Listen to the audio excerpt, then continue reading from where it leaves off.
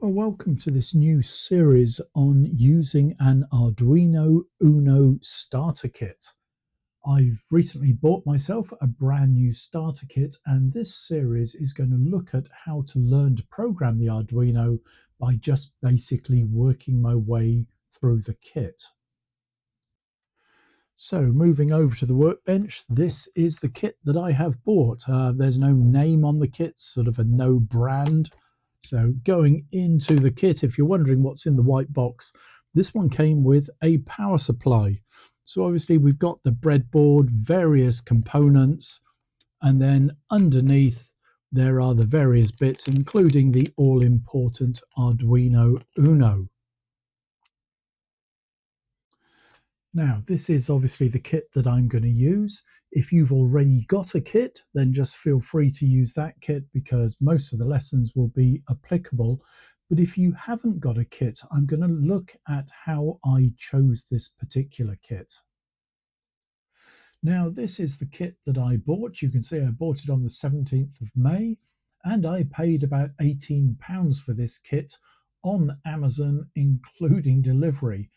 Now, that was an absolute bargain. I get a feeling that it was the end of line. It was the last one they had.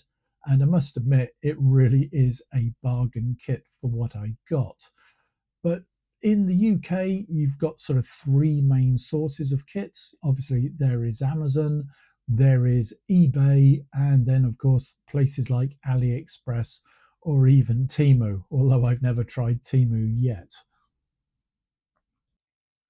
Now, one of the problems with buying these kits is there is just such a variety of kits out there. This one is just over £11. I've never worked out with this one if the Uno is included or not.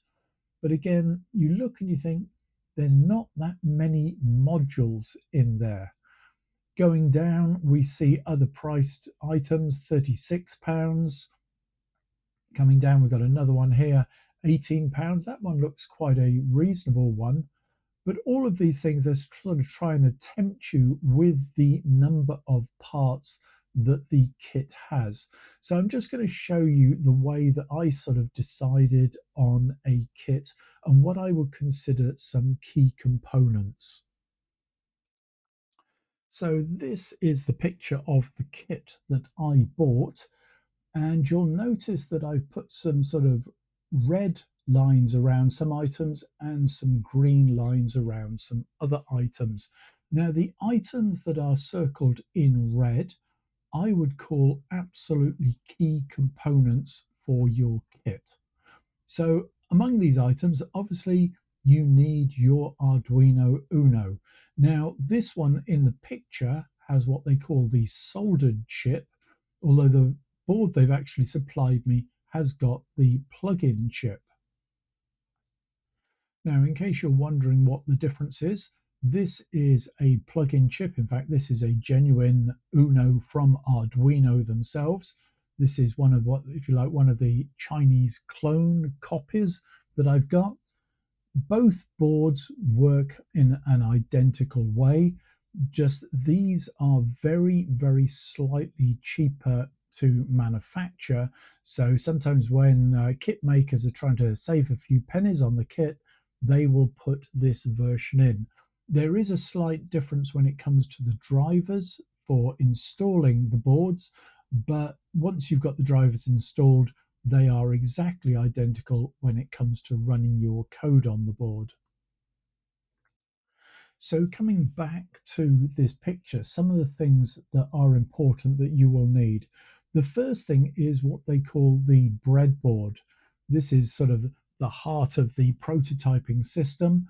You can use these little wires here to plug into these little holes in the breadboard, and this allows you to insert the components. That means that you can put your projects together without a soldering iron. Now, the board that you want to look at is this larger one. This is an 830 hole board. You're then going to need different types of wires. This is a male to male type wire. This one is a male to female. The female end, obviously, you can link onto some of these modules if you need to. While we're looking at the breadboard, another thing that I look at as essential for a kit is this item here. This is a breadboard power supply, and this allows you to, if you like, create a 5 volt or 3.3 volt supply and add this power into your breadboard. Now, the reason for this is as your projects get bigger, the UNO on its own will not be able to power the project. Other items that you're going to be looking for in your kit is a reasonable number of resistors. You don't need thousands of the things, but most of the basic kits come with a variety. You will finish up buying more over time. You'll either use them up or drop them. Uh, Set of buttons. They come in different sizes. These are the very small ones, slightly cheaper. Some of the kits come with a slightly larger size. There are also some potentiometers here, again, useful for your kits. And finally, there are some colored LEDs. Again, absolutely essential for your projects, especially when you're starting. Now, the next items I've circled in green, and we have a stepper motor, a servo, and just a normal 5 volt DC motor. Now, when you have the stepper motor, that usually means it's going to come with a stepper motor driver board. For the electric motor here, the little DC motor, I think this is the driver board for that. So those are some items that are really useful to have. They just make, some interesting items. I've got some other items here. This is a little joystick. There's some other little modules here, and you can see there are other modules down here. Some of the kits you're going to see, they're going to be offering you 45, 50, 60 different modules. You do not need huge numbers of modules. So for instance, within this kit, there are these segmented displays and this display board down here. Now, I think I've had 4 kits over the years and I've never used any of these items. I will do in this series, but I've never used them on any projects. And this is one of the problems. If you buy a kit that is too big, you will finish up paying a lot of money for a lot of modules that are going to sit in the box and never ever be used. So a reasonable number of modules you do want because you want to be able to learn to put projects together, but you do not need a kit that has every component under the sun. So going back, looking at these boards on eBay and some of these kits. Now this kit here, I'm not sure if it includes the UNO or not. If it does include the UNO, then this would make a great second kit. Yes, you will eventually want another UNO, and you will definitely want some of these components. These are, if you like, the basic components, some of the connectors, breadboard power supply, LEDs, resistors. You're going to go through those, you're going to use them up. So as your projects get bigger, having a second board, second UNO is very, very useful. So that for me would make quite a nice second kit if it includes the UNO itself. Going down though, looking at this kit here, would I buy it? No. The reason here is it has the short breadboard. That's going to frustrate me almost from day one. So I wouldn't bother with that one. This one, too many modules. It's going to cost too much. I could get the first kit that I've just bought plus almost a second kit for that price. So as I look down through these, this one I do quite like the look of that kit. That seems to have a good variety of items. Can't see a breadboard power supply, which is a bit annoying, but again, you cannot get everything in every kit. Everything is going to be a bit of a compromise. So just take a look at the kits again. This one, short breadboard, that's going to be no good. No breadboard power supply. Take a look at the different items. Now, one thing to be aware of, if your kit is missing certain things, let's say you're missing a breadboard power supply, well, you can always buy them separately. Moving over to AliExpress, this is where they can come in quite handy.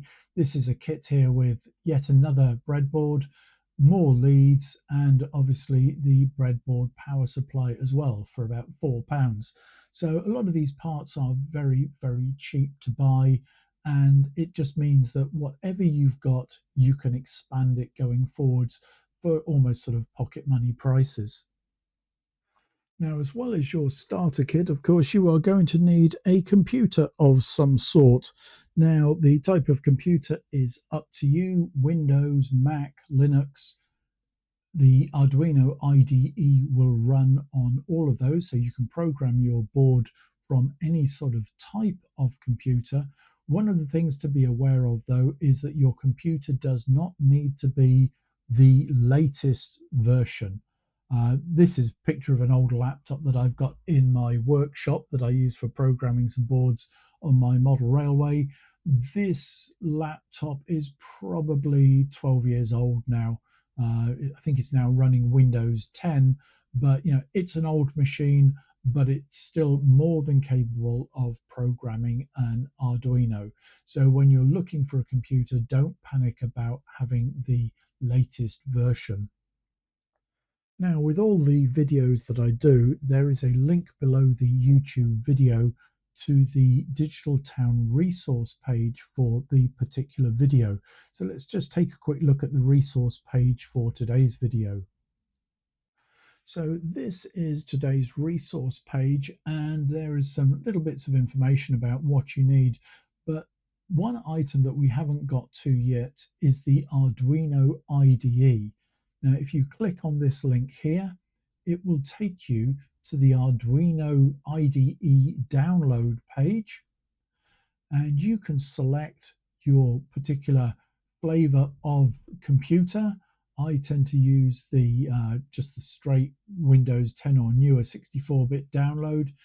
You've obviously got your Linux version, your Mac version. I'm afraid I know nothing about Macs or Linux, so you'll know which version that you need. If your computer, from a Windows point of view, is older than version 10, don't worry. There is the Legacy IDE. Now, the Legacy version, you can go right back to Windows 7, and as you can see, there are older versions for Linux and the Mac operating system as well. Now, I will be using the Arduino version 2 IDE, but the 1.8 version, the old legacy version, programs in exactly the same way. It just doesn't have a couple of little features that they've added, but you can program your boards just as well from a legacy version as you can from the latest version. And the good news is that would allow you, certainly on Windows, to go right back to Windows 7 if you needed. Now, once you've downloaded and installed the Arduino IDE, you are going to come up with a screen like this. And this is, if you like, the way that code is written for your Arduino. So think of this as a bit of a word processor, but instead of having a spell checker, it actually checks that the code that you're writing is written correctly.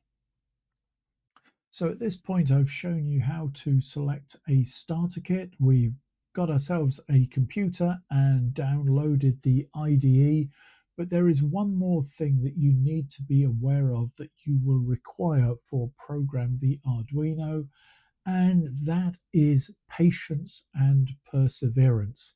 There are times when it is going to get frustrating. For some, they find the programming easy.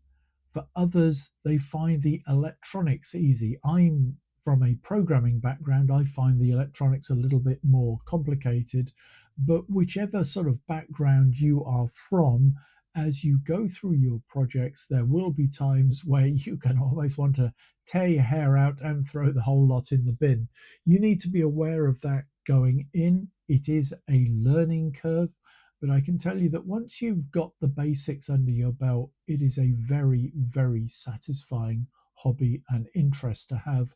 And obviously, if you're looking for a career in programming and things like that, it's a very, very good place to start.